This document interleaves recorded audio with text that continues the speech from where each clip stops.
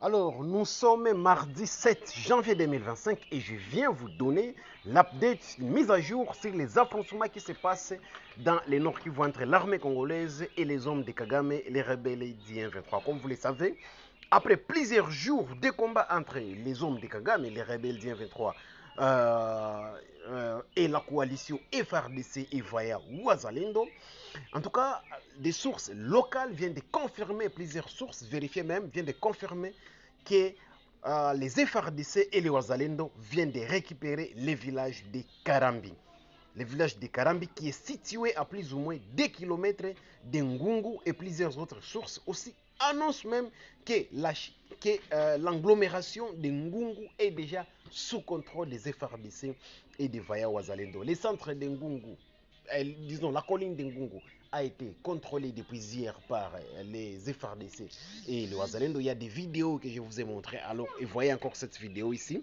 C'est la vidéo ici où vous voyez les militaires congolais de la force spéciale de l'unité s'attendaient en train de prendre contrôle de la colline de Ngungu. Et aujourd'hui, c'est l'agglomération, la cité de Ngungu qui passe sous leur contrôle. Et hier, ils ont saboté les positions des rebelles du 23.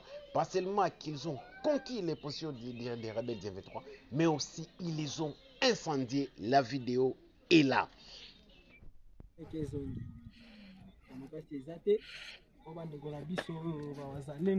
Alors la vidéo est là, vous voyez les FRDC après avoir repoussé les rebelles du 23. Ils ont pris le contrôle de cette position des rebelles du 23. Ils ont saboté leur position, ils ont incendié leur position. La vidéo est là. Place M23 pakati. C'est-à-dire qu'il n'est pas toujours en forme. Bien. Ah, c'est-à-dire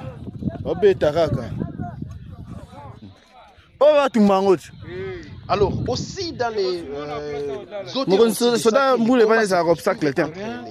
hommes de Kagame, les rebelles du 23 et les hommes de Félix Tshisekedi, les Vaya FRDC et les Vaya Wazalendo, qui sont en première ligne de front et qui repoussent les attaques des hommes de Kagame depuis 4h16 de ce mardi 7 janvier 2025. Et on nous informe que les rebelles du 23 ont subi de pertes, en tout cas de pertes majeures, dévastatrices, jusqu'à ce qu'ils se sont vengés sur la population civile de Sake Centre parce qu'ils ne pouvaient pas atteindre les cibles militaires des hommes de Félix Tshisekedi, les Vaya FRDC et les Vaya Wazalendo. Alors ces hommes de Kagame se sont vengés en lançant des bombes dans la cité de Sake, et ces bombes ont malheureusement tué 3 innocents, 3 civils congolais, incapables de vous montrer des images parce qu'il y a 10 ans on s'est sanctionné par YouTube pour violation de la politique, mais en tout cas voilà l'information que nous détenons. En tout cas, l'information dit que depuis ce matin, les affrontements violents et intenses opposent les rebelles du 23, soutenus par, comme vous savez bien, Kagame, aux Vaya FRDC dans les hôtels stratégiques de la ville, de la cité de Sake. Et une bombe dévastatrice larguée par les hommes de Kagame a causé la mort de 3 civils au centre de Sake. Et ces bombardements semblent être une représaille brutale après la perte de plusieurs de leurs combattants dans les combats acharnés, la perte de plusieurs combattants M23 dans ces affrontements acharnés contre les forces de Félix Tshisekedi, le Vaya FRDC et le Vaya Wazalendo. L'information dit qu'il ne disposant pas de moyens militaires suffisants pour frapper directement les positions des hommes de Félix Tshisekedi, des militaires de Félix Tshisekedi, les militaires de Paul Kagame se sont vengés en ciblant délibérément des innocents civils à Saki Centre.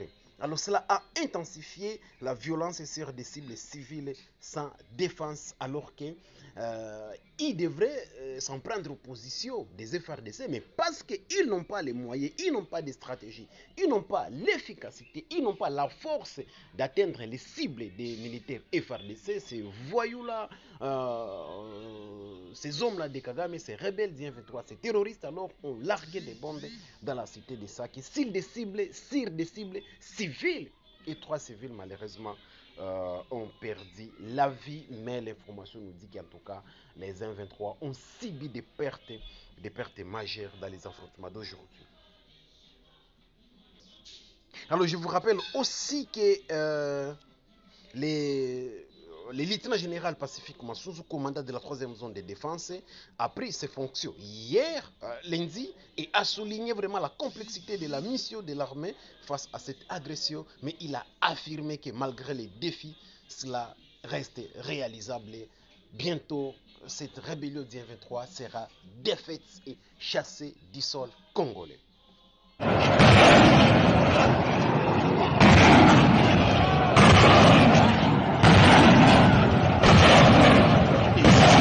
Ici, sur cette photo-là, vous avez les coordonnateurs de Vaya Wazalendo, le colonel Sekololo Cyprien, qui est sur la première ligne de front en train de commander, parce que vous le savez bien que les Vaya Wazalendo, en tout cas, sont sur la première ligne de front. Et là, vous avez les Vaya colonels de Vaya Wazalendo.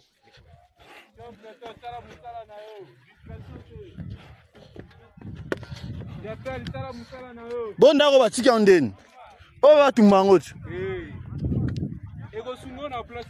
mokonzi soda mbule pane sa obstacle tiens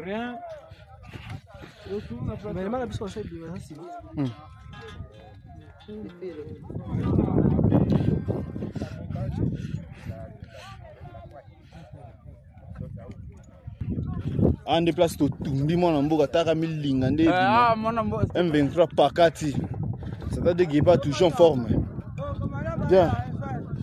Ah, c'est-à-dire. Oh, Moussa,